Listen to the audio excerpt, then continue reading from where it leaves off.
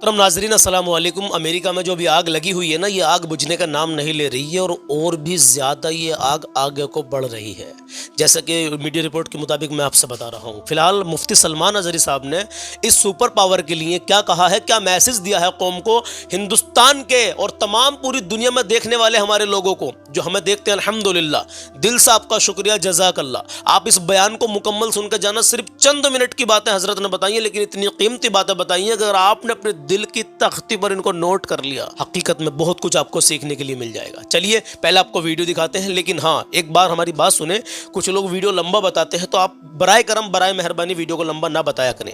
ہم اس میں کلام بھی پڑھتے ہیں آگے کو۔ اگر آپ ہمیں فیس بک پہ دیکھ رہے ہو چاہے یوٹیوب پر دیکھ رہے ہو، ہمیں فالو اینڈ سبسکرائب آپ کر لیجیے، کیونکہ اچھے اور سچے پیغام ہم انشاءاللہ آپ کو ہمیشہ دیتے رہتے ہیں۔ تو آئیے دیکھتے ہیں مفتی سلمان اظہری صاحب نے اس سپر پاور کو کیا میسج دیا ہے۔ آج 15 جنوری ہے اور 14 تاریخ چاند کی ہو گئی ہے۔ آئیے پہلے مفتی سلمان اظہری صاحب کا چند منٹ کا یہ بیان سنیے۔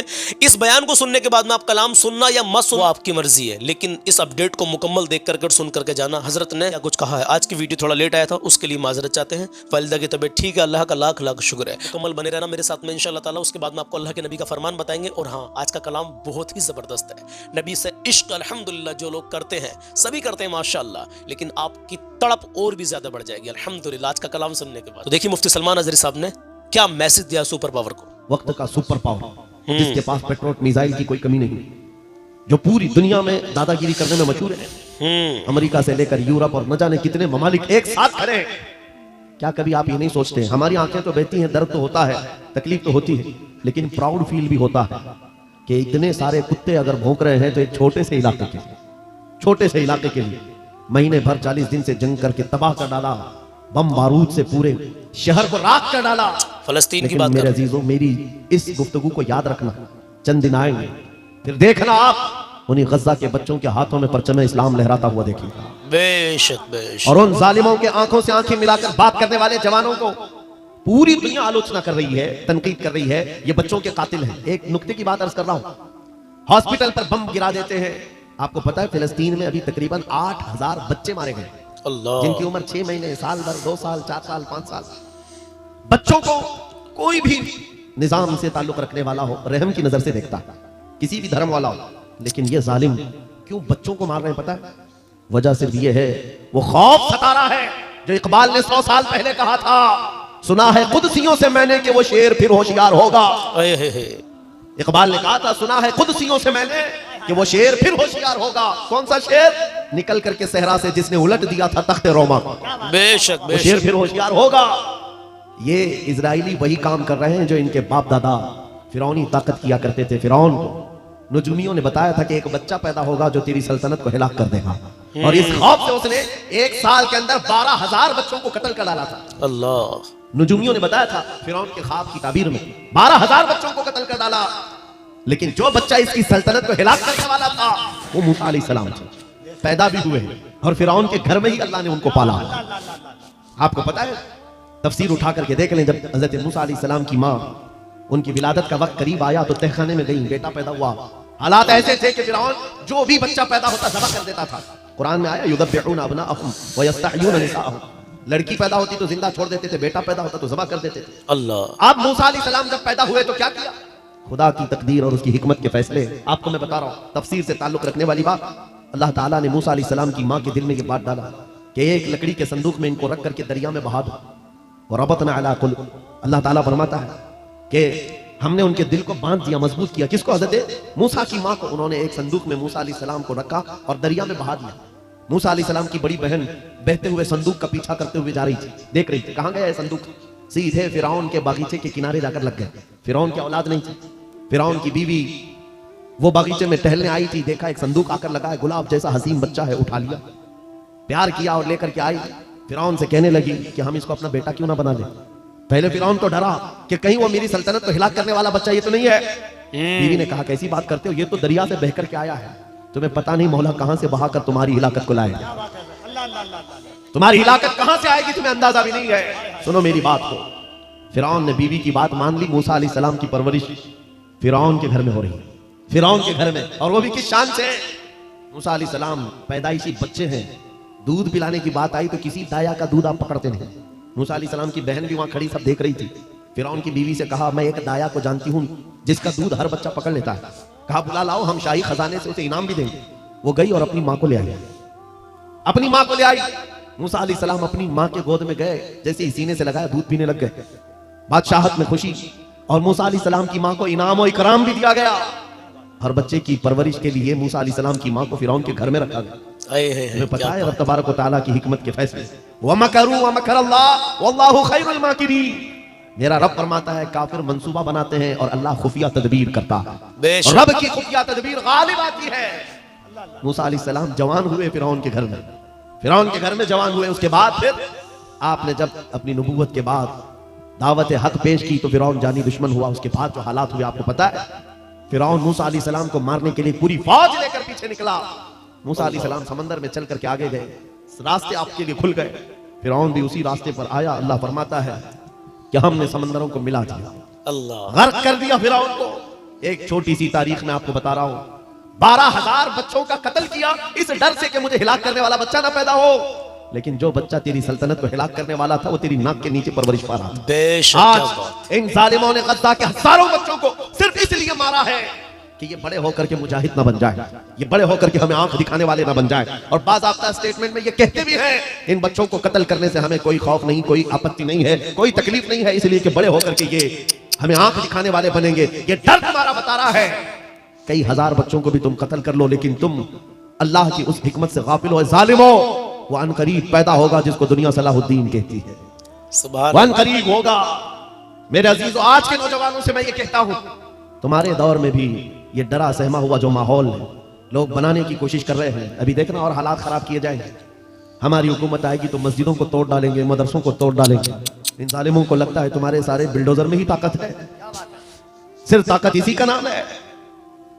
راج مل جائے, تخت مل جائے, اس وقت کچھ لوگوں کے اوپر ظلم کرنا آسان ہے, جس طرح چنگیز نے بھی کیا, ہلاکو نے بھی کیا, بڑے بڑے ظالموں نے کیا ہے, اور ان کا حشر بھی تمہیں معلوم ہونا چاہیے. جی انشاءاللہ وہ وقت آئے گا جب خس و خاشاک کی طرح تم بہا دیے جاؤ گے, اخباروں میں تمہارا نام تک نہ ہوگا. اور اگر کچھ باقی رہے گا تو کیا رہے گا؟ نہ گھبراؤ مسلمانوں, ابھی خدا کی شان باقی ہے, ابھی اسلام زندہ ہے, قرآن باقی ہے. یہ ظالم کافر کیا سمجھتے ہیں جو روز ہم سے الجھتے ہیں؟ ارے ابھی کربلا کا آخری میدان باقی ہے. نعرہ تکبیر, اللہ نعرہ رسالت, یا رسول محافظ ناموس رسالت, زندہ مسلک اعلی حضرت. زندہ باد. نوجوانوں, اس یقین کے ساتھ اور ایمان کے ساتھ اپنی زندگی کو آگے بڑھاؤ. خدا را میں تم سے کہتا ہوں, اگلے دنوں کے بعد جب تمہارے امتحان کا وقت آئے گا, ہر استاد اپنے بچے کو امتحان کی تیاری کرا رہا ہوتا ہے. بیٹا سوالات ایسے آئیں گے, ٹائم اتنا ہوگا, اسکواڈ بھی ہوں گے, چیک کرنے والے ایگزام ہال میں بار بار آئیں گے, تمہیں دیکھیں گے. اس وقت تم خوف سے اپنے ہاتھ میں کپ کپی نہیں پیدا کرنا, دل کو جمانا اور اپنا امتحان مکمل کرنا. یہ ہر استاد اپنے بچوں کو تلقین کرتا رہتا ہے. عزیزان گرامی وقار, اس منبر نور سے میں آپ کو اس بات کی تلقین کر کے جاتا ہوں, امتحان کی گھڑی عنقریب آنے والی ہے آپ کے ساتھ بھی. اور جو امتحان تمہارا ہوگا وہ استقامت کا امتحان ہوگا, تمہارے ایمان پر جمے رہنے کا, تمہارے ڈٹے رہنے کا امتحان ہوگا. دیکھنا بہت سارے پارٹی بدل لیں گے, بہت سارے مصلحتوں کی پردوں میں چھپ جائیں گے, بہت سارے لوگ کسی کی دھوتی میں پناہ لے رہے ہوں گے, کوئی کسی کی ساڑی میں پناہ لے رہا ہوگا. لیکن جو آج کا مصطفیٰ ہے وہ بڑھ چڑھ کر کے یہ اعلان کر رہا ہوگا, اپنا سب کچھ گنبد خضرا کل بھی تھا, اور میرے نبی سے میرا رشتہ کل بھی تھا, اور آج بھی ہے. اس بات کے ساتھ تمہیں جمے رہنا ہے, یقین کے ساتھ, اعتماد کے ساتھ.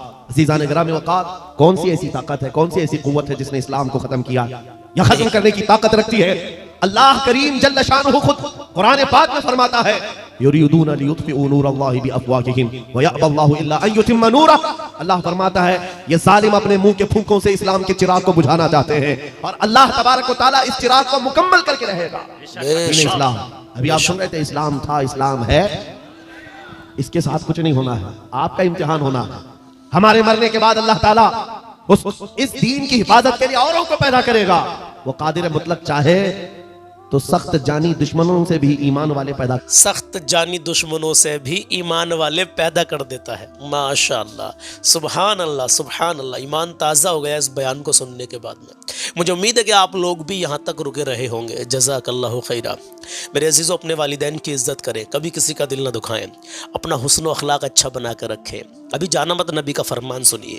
میرے پیارے آقا صلی اللہ تعالی علیہ وسلم ارشاد فرماتے ہیں کہ اللہ تعالیٰ نے میری امت کے دلوں میں آنے والے وسوسوں کو معاف کر دیا ہے۔ آپ کے دل میں وسوسے آتے ہیں نا، ہمارے دل میں بھی کبھی کبھی نہیں بھیا، بہت زیادہ لوگوں کے مطلب وسوسے یہ شیطانی وسوسے ہوتے ہیں، تو وسوسوں کو معاف کر دیا ہے جب تک ان پر عمل نہ کرے یا انہیں زبان سے ادا نہ کرے۔ مطلب آپ کے خیال مطلب وسوسے آ رہے ہیں الٹے سیدھے نہیں، الٹے وسوسے آ رہے ہیں، ایسے شیطانی وسوسے آ رہے ہیں، تو ان پر عمل نہ کریں یا انہیں زبان سے ادا نہ کر دیں، تب تک آپ کے لیے وہ وسوسے اللہ تعالیٰ نے معاف کر دیے۔ یہ نبی کا فرمان ہے میرے عزیزوں، امید کرتا ہوں کہ آپ سمجھ گئے ہوں گے۔ بہت شکریہ، جزاک اللہ۔ چلیے اب ایک کلام سن لیجئے انشاءاللہ، چند اشعار پڑھیں گے اور اتنا پیارا کلام ہے، ایمان تازہ ہو جائے گا، دل کی کلیاں کھل جائیں گی۔ میں دعا کرتا ہوں اللہ آپ کے عزیز و قاری میں جو بھی بیمار ہے، مولا بیماروں کو شفا عطا فرما۔ یا اللہ جو پریشان حال ہے ان کی پریشانی دور عطا فرما۔ یا اللہ جو بے گناہ قید میں ہے ان کو رہائی عطا فرما۔ یا اللہ جو نیک جن پر اولاد نہیں ہے ان کو نیک سوال اولاد عطا فرما۔ یا اللہ جن کے کاروبار نہیں چل رہے مولا ان کے نیک جائز کاروبار میں خوب برکتیں عطا فرما۔ دل سے آمین کہتے رہیں، کمنٹ میں چاہے مت لکھنا لیکن دل سے کہتے رہیں آمین۔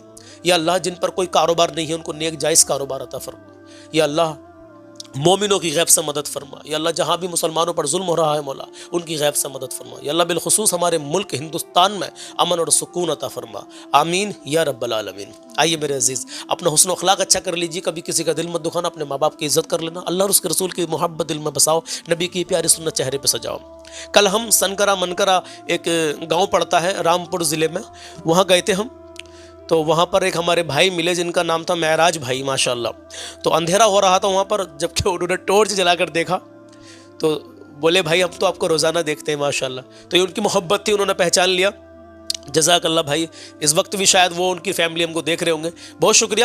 اللہ خوش رکھے، شاد و آباد رکھے، اللہ آپ سب کو شاد و آباد رکھے۔ اب کلام سن لیجیے اور ایمان تازہ کر لیجیے۔ آئیے کلام شروع کرتے ہیں۔ حضور میری تو ساری بار آپ سے ہے، حضور میری تو ساری بہار آپ سے ہے، میں بے قرار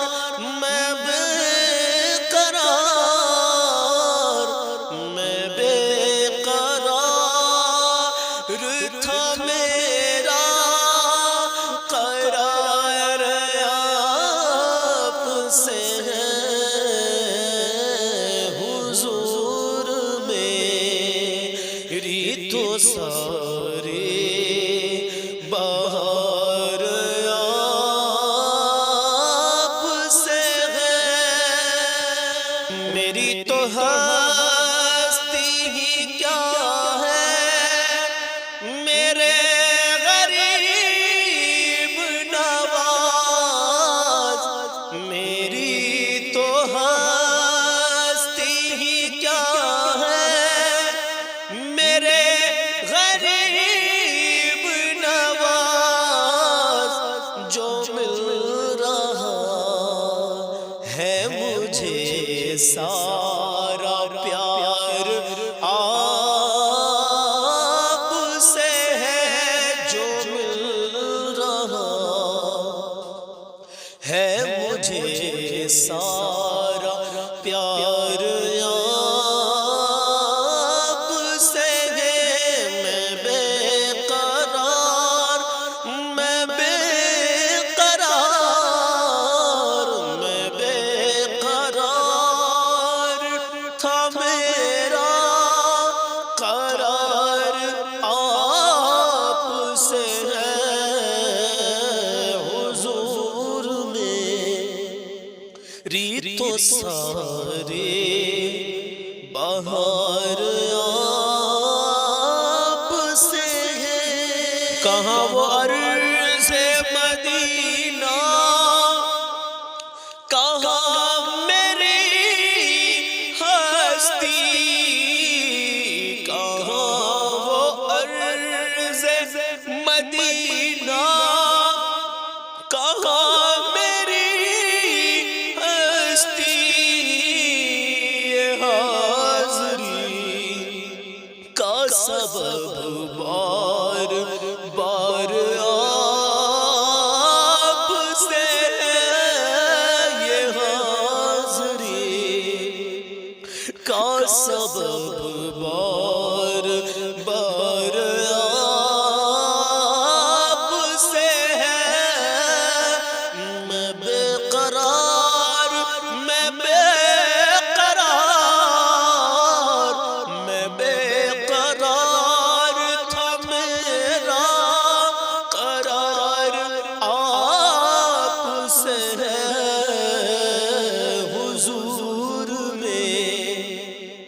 ریت سارے بہار آپ سے اور گناہ گار ہوں آقا بڑی ندامت ہے گناہ گار ہوں آقا بڑی ندامت ہے قسم خدا کی یہ میرا وقار آپ سے قسم خدا کی یہ میرا